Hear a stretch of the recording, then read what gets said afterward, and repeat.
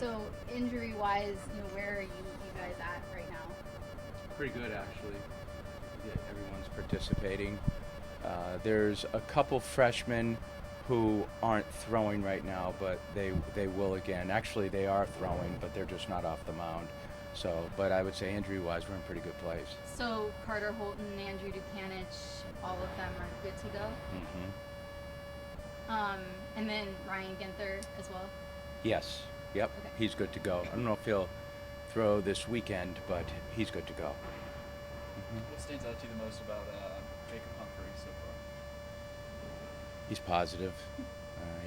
He comes to training every day with the same personality, works hard, cares about what he's doing. He's very energetic. He's blended nicely into the group in terms of his personality. Um, he's good. He's a good team guy. Look at the amount of left-handed arms. Feel pretty good about. I mean, obviously you got a lot of good right-handed arms as well, but you look at those lefties in particular. It seems like a pretty strong group. Yeah, we'll see. They haven't gotten out there yet, so they got to get them out there in front of competition to see what they can do. What do you like about Jaden Davis? Same, consistent, good personality, workmanlike. Just, I think both the thing that he and Humphrey have both done is they've just come in here and integrated well with the rest of the team. That's really all they can do, and they've trained well. And their effort level is good, and you can see they both like the game a lot. How are you feeling about the options in center field, with Enrique now in the pros? Yeah, we've probably played 5, 6 different people out there right now. So there's certainly kids that are capable of playing out there. It's just a matter of which one, but I don't think we'll determine that anytime soon. What was your approach to the players you targeted in the transfer portal this summer? History with the player before, having known them, fit, personality fit, because when you come into a program and you're a year older, there has to be an ability of understanding that you're coming into new territory with players that may have been there a year or two. So blending your personality in is very important, and we feel very confident that the guys that we saw and we took could do that. Yeah, so then, Sawyer Hawks and Levi Huseman, when you got them, was there a specific thing in mind that you saw with them or a specific role you wanted them for? Not specific role per se. It was more about what they could do with the ball, and whether it was arm strength or whether it was a secondary pitch, it was something that we saw that we felt could blend into the pitching staff and help us. Are there any true freshmen that have stood out to you right away? No, not really. Has the way you've utilized the NIL within your program changed at all since it's become a thing? Well, we really had, we only started being involved in NIL during the course of the summer. We wanted to be very deliberate and intentional with what we were doing. Had a lot of conversations with Candace about that and our philosophy, because what we wanted to do is honor the locker room.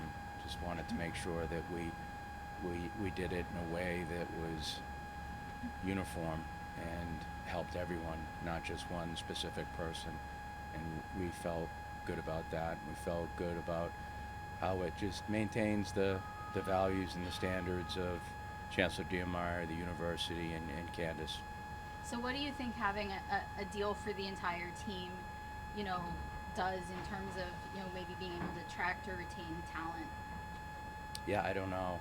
I mean, I hate to use the word deal because I don't look at it that way. I look at it as just a way that we can support the families and the student athletes. What is playing up in the Northeast, Rutgers? I would assume it'll be a little chilly up there. What does that do for the guys in terms of preparing for the season? Just a different place, different competition, a good program, a guy that is well respected in Coach Owens at Rutgers, who Coach Brownie. So there's a relationship there, but it's just the ability to get away from campus during fall break and do something with the players that we couldn't necessarily do here.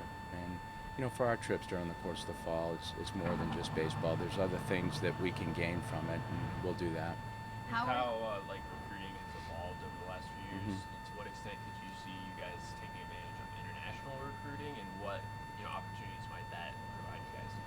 Yeah, I don't know. I think it's, you know, the way international recruiting is, you know, we haven't involved ourselves a great deal in it. We have some kids with international background, but they've lived in this country for a time, but I'm sure we'll always examine it. And I think the first priority has to be, are they a student athlete? I mean, can they fit here academically more than anything else? Because you don't want to be disruptive to the academic culture here, nor do you want to put a young man in a position that he can't perform. And I think with a couple of the kids that came from different backgrounds and different language barriers, we felt strongly that they could work through it by being here, and they have a kid like Alan Espinal who taught himself how to speak English is a good story of that. So anytime that there's a good fit that way, we'll try to make it work. How are you evaluating the catcher situation with both Bolger and Espinal back, and then Poteet having a really big summer as well? I think for all of them, there's 4 back there right now. It's just playing, just allowing them the space to play and figure it out. I mean, there's other positions on the field too, if need be.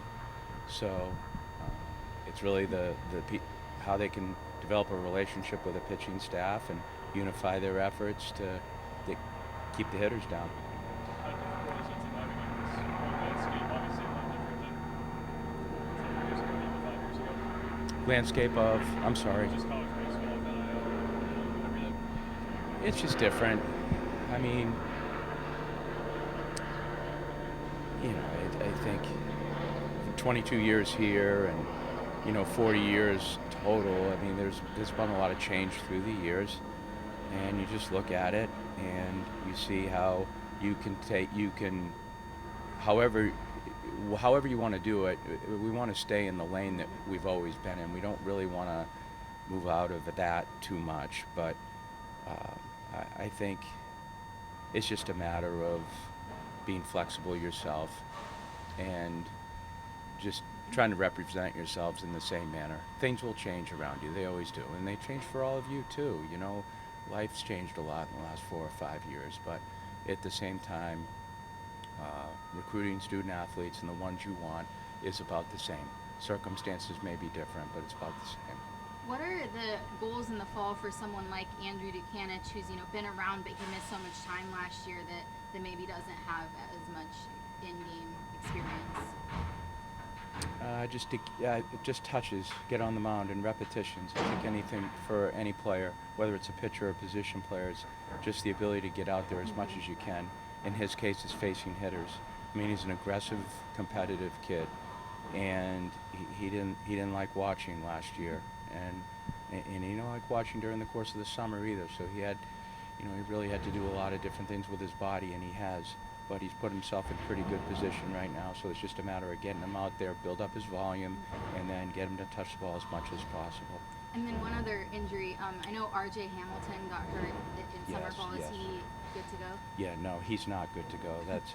He is the one person that right now is out, and we'll just have to wait until, I would say, November, December before we make an assessment on what he can do.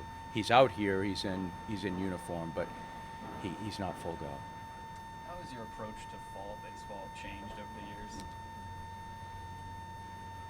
I don't think a whole lot. I think we enjoy the fall a lot. It's a good teaching time.